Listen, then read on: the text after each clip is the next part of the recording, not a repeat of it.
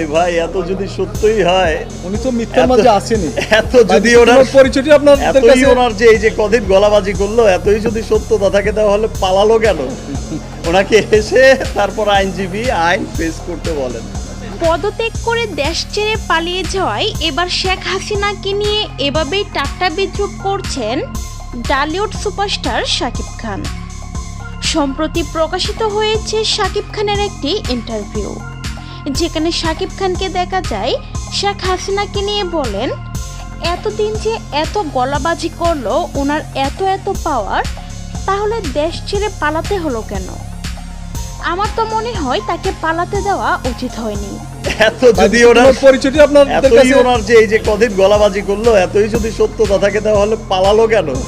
শেখ হাসিনাকে নিয়ে এভাবেই সংবাদ কর্মীদের সামনে হাসি ঠাট্টা করছেন শাকিব খান। আর এমন ভিডিওটি প্রকাশের সাথে সাথে ভাইরাল পুরো নেট দুনিয়ায়।